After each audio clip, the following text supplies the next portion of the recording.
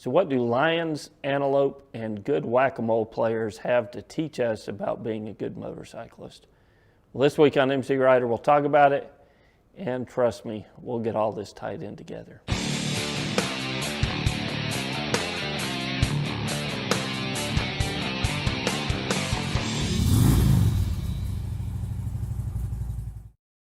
I'm sure most of us have played a game of whack-a-mole. If not, the concept's pretty simple. When the mole's head pops up, you whack it. Then you wait for another one to pop up and you whack it too. But there is a technique that you can use in playing this game to get higher scores, and surprisingly, that same technique can make you a better motorcyclist as well. So what is the big secret to setting world records on whack-a-mole?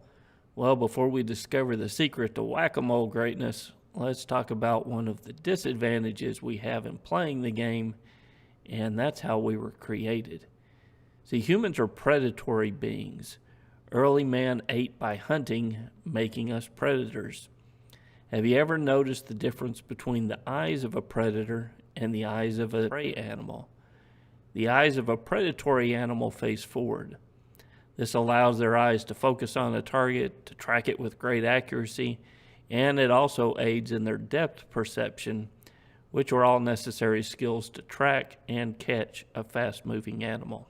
The eyes of an animal of prey are set wide apart, allowing them to have a much greater field of view, giving them a better chance of seeing that lion sneaking up through the grass.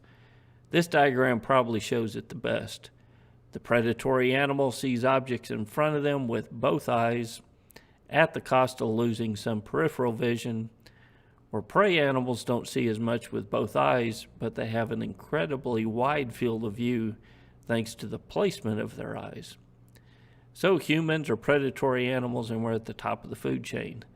When I walk out my door in the morning, I don't have to sneak around making sure that a lion's waiting for me in the bushes, because I'm a predator, and the top one at that. But even as a big bad predator walking out of my door, as soon as I throw a leg over a motorcycle, I become the prey, and I need to adjust my habits accordingly. So what habits am I talking about? These habits are the same habits that separate predators from prey and at the same time make a great whack-a-mole player. Instead of looking at each mole individually when the head pops up, just like a predatory animal would do, a good whack-a-mole player sees the entire board at once.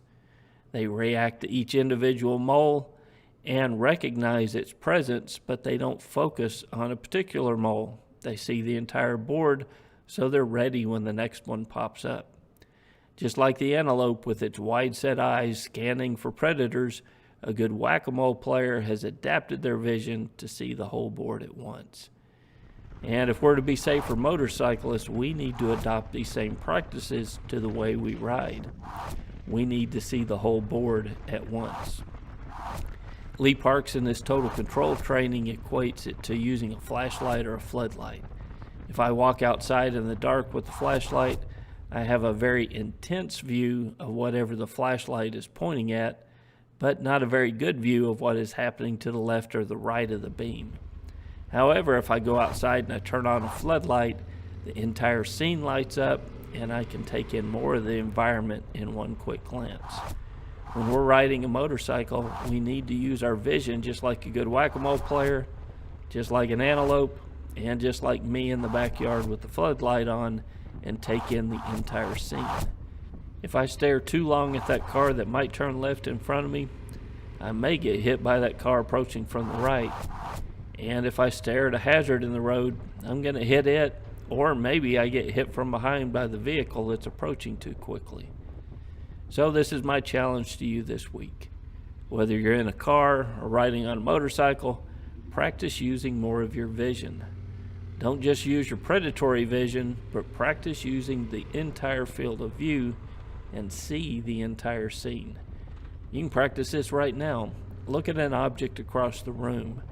Now, without moving your eyes around the room, notice the other things that you may not have seen before. How many different things can you see? Is there a window in your room? How many? How many pictures are on the wall, or how many lights are turned on? Riders who keep their eyes moving and use more of their peripheral vision are better riders and safer riders. But as predatory beings, it does not come naturally to us. It takes practice, and it takes conscious effort on our part to do that. Start practicing this technique when you sit in a room, when you walk down the hall, and when you're driving in your car, and especially when you're riding down the road on your motorcycle. Developing a wider field of view will make you a safer rider and may help you see that driver about to pull into your lane. Till next week, guys, it's Ken with MCrider, and I'll see you on the road.